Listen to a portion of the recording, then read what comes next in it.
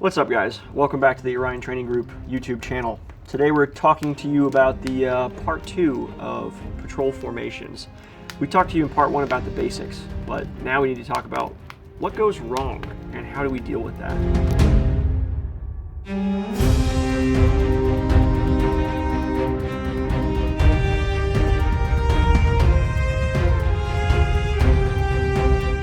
So today's video is about reacting to contact. This video is only going to be based on what we did in video 1.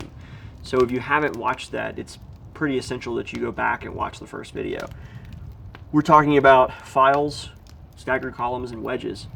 And if we get engaged from the front, or contact front, or if we engage from the left, or contact left. Obviously you can get engaged from anywhere, but for the purposes of the video and logistics, instead of filming 4 videos for every formation, we give you the basics. Again, this is not echelons, it's not any other stuff. When we do our reacting to contact in the video, we're only going to talk about peeling, and we're only going to talk about breaking contact. We're not going to talk about assaulting forward, or hasty ambushes, or punching left and right, forming L shapes. Those are all legitimate things, and I would love to do a video on those, and perhaps we will. But for the purposes of today, this is about getting away. This is about breaking contact. This is about moving off the kill zone. And we'll talk about all that stuff in way more detail. We're also going to cover the 3Ds, distance, description, direction. And that basically determines what we're going to do as far as our reaction to the contact. We'll talk about the responsibilities of people involved in these drills and things like that. Okay, so let's talk about the people involved in these drills. Not to say the most important, but the guy with possibly the most responsibility is the element leader. We talked in the previous video about his job in general, but let's look at what he has to deal with when people start getting shot at. When a call out is given, he is going to observe whatever it is going on and make a tactical or a strategic choice based on whatever that triple D description is, the size of his force versus the size of the enemy force, the terrain. Are we going to break contact? Are we going to peel left? Are we going to peel right? Are we going to assault through? What is it that we're actually going to do? And he makes that call. And then after the fact, he has to check on everybody and make sure, based on the ACE report or the ACE check-in at their long halt, their rally, whatever we want to call it, that his guys are okay and do what he can to fix whatever problems they might have. What about the point man? We talked about the point man in the other video. This is more about what happens when we start getting shot at. Well, in theory, his job is to avoid this even happening because he's looking for the signs of getting ambushed. But nobody's perfect, and I'm not blaming the point man for this happening. What's his job in this situation? Well, typically, if he's the one getting opened up on and he lives through it, his job is typically going to be giving that distance, direction, description, if possible. It could be anybody, though. In general, the point man's job is to try and avoid this happening. He's keeping his head on a swivel. He's leading the formation. What about the riflemen in the rest of the formation? As we said, you may be the one that gets engaged because you happen to be closest, or you just get picked, or whatever it is. It was just your turn. Well, their job is to get online based on wherever that direction of fire is coming from. And that's true of the element leader and the point man as well, but the bulk of the force is everybody else. So we talk about getting online. That essentially just means for safety, for ease of communication, and for the ability to move tactically or strategically as a unit, you get relatively even with each other to create a firing line that you can then maneuver. And again, that's on the element leader to do that. We used some terms in there talking about those guys' roles, and now we need to talk about what those terms actually mean. So we said peeling, we said bounding, we talked about all these other little elements of that go into this formula. So let's show you what those actually are and talk about what they mean. So the first thing is bounding. Bounding essentially means that you are covered by a buddy who is shooting while you are moving. And when you stop moving, you start shooting so your buddy can start moving. It is a buddy system. And if we want to just show it with 2 people or 3 people, you're moving in a little group rotating. When we do this as a whole element, it'll look a little different. We'll show you that in a minute. But the basic idea behind bounding is that at no time is anyone moving without some kind of cover fire from either their buddy or a portion of the element. Now, when they actually do the movement, how long should they be standing up, moving, running, whatever it is? There's a little ditty you might have heard if you're in the military, and if not, you'll benefit from it. It's, I'm up, he sees me, I'm down. If you say it at that speed, I'm up, he sees me, I'm down. That's relatively speaking about the amount of time that you actually want to be up and moving. Unless you want to do what people jokingly call the Medal of Honor sprint and go 50 to 100 yards across the open ground, it kind of is what it is. Don't take that as a rule. Don't think like, well, Jared said I can only be standing up for 5 seconds. That's not the point I'm making. It also can be based on what's the microterrain you're using. Is there trees? Are there vehicles? What's going on that determines a lot of what cover or concealment I'm using. Where am I? Am I in a forest? Like we said on the other video, these dudes are out in the bald open because we're trying to demonstrate this for you guys. So the dispersion is going to be off. Sometimes they're going to bound 10 feet because that's the only hole in the formation, but that's not realistic to real life. We talked about dispersion in the first video. Real dispersion is so that you can't get killed 2 at a time. You're not within grenade range, kill radius, you're not within rocket kill radius, and you're not going to have somebody with a belt fed able to quickly mow down a group of people. So when we talk about dispersion at 20 to 30 yards between your next element member, that bounding could be a lot of bounding when we do a peel. So we talked about bounding and what it is. We talked about sort of the algorithm that determines how much time I'm moving. Let's talk about what peeling actually is. Peeling is bounding as a whole element. And you can do a left peel, a right peel, a center peel, assaulting forward, which is bounding forward, or breaking contact, which is bounding backward away from the line that you've created. In this video, we're only going to show you the lateral peels and the breaking contact. That is kind of needs to be random, okay? When we showed you the buddy bounding videos, it was just guys leapfrogging.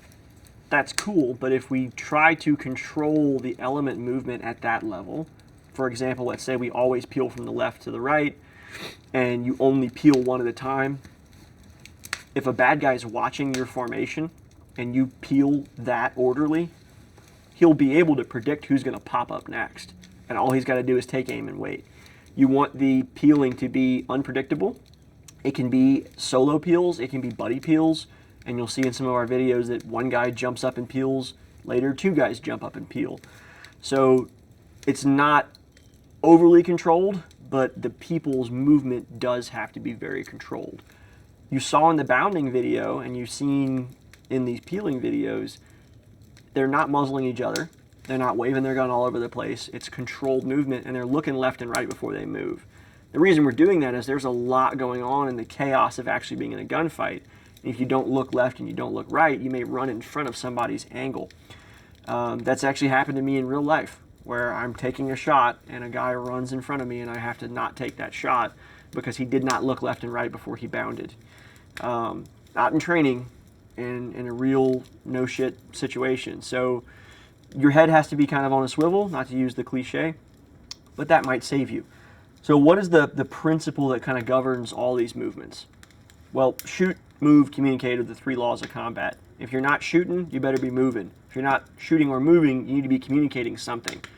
That's really it. So when we bound, if we're holding cover, shooting at something, nice controlled shots at where we actually think that enemy is or where that enemy is because we see them, we should be moving. All right, as soon as we stop moving, we need to pick up that fight and start shooting so our buddy can move. Super, super simple. And the communication, of course, is self-explanatory. So let's look at the actual movements themselves. Let's start with a file. Once we're in that file and we're moving through whatever space it is, again, in reality, it could be an alleyway, could be a street. For this video, for the sake of demonstration, it's an open field. What do they have to do first? Well, let's say they take contact front. They need to get online. And as you can see in the video, as they start to get online, that's a lot of movement for the guys towards the back of that formation. And again, consider that their dispersion here is 5 meters, maybe 3 to 5 meters. In reality, it could be anywhere from 20 to 30 if we're out in this big of an open space. So some guys might be sprinting 200-300 yards. This is why we say cardio is so important. One good thing about a file is if you take contact from the side, everyone can just turn that direction and we're already online. You get small, use micro terrain, find cover. You know, if you're out in an alleyway, it could be, you know, dumpsters or cars or whatever it is. But contact left or contact right, in this video, contact left is just simply turning and facing to the left. And obviously engaging. What about a staggered column? If you didn't watch the first video, go back and look at what that is. As these guys are moving, if they take contact to the front, for a brief moment, the only two people that can engage are the first two guys. When they begin to take contact and they give the distance description direction, everyone else should get up on line to them. And again, that comes from that call of contact front. Once that line is formed, we can figure out how we're going to move from there. Now, if they get engaged from the left, which again in this video, we're only doing front and left for the sake of filming, very easy for them to react. So they get contact left, they form their line much more quickly, and then from there, that element leader is able to make that call. All right, what about the wedge?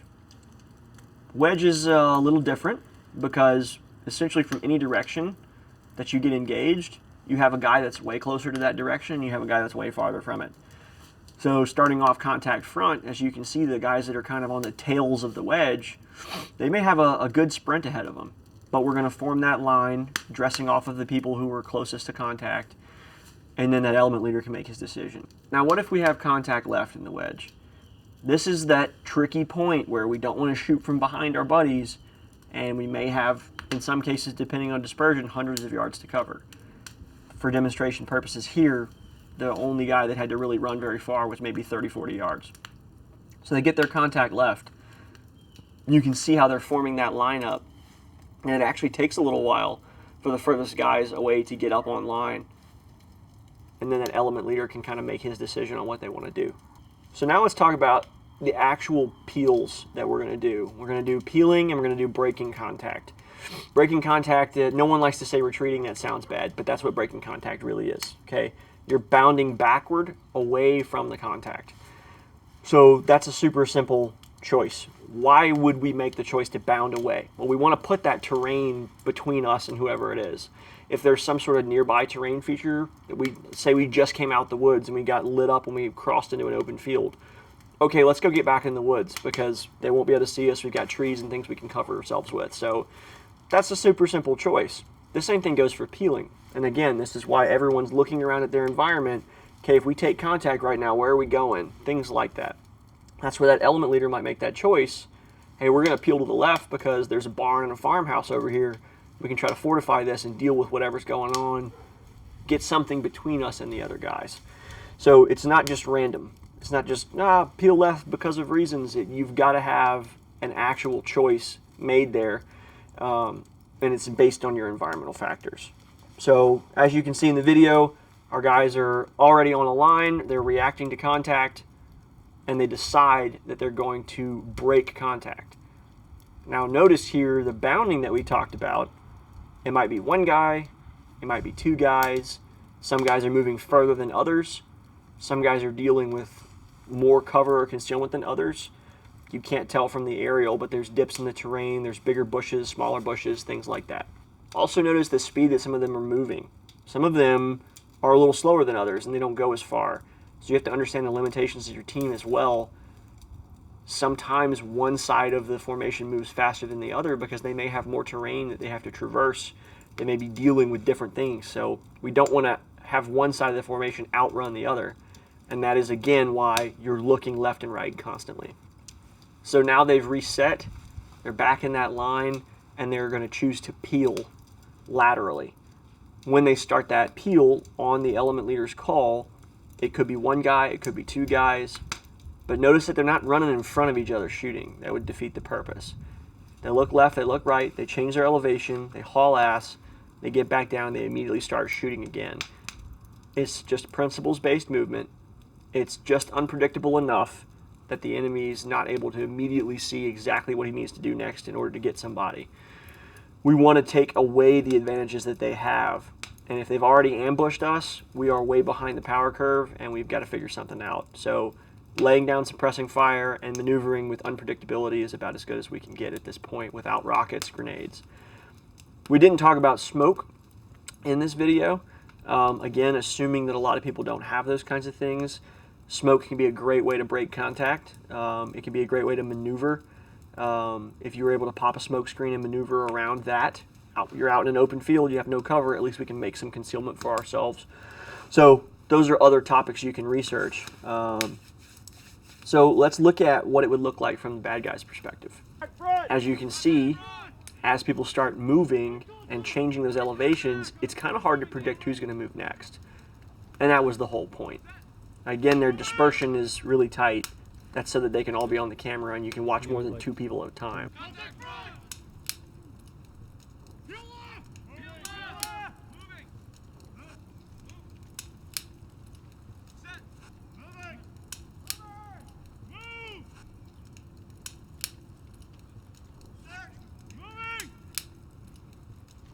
And that's basically what it looks like from the bad guy's perspective as people start bounding.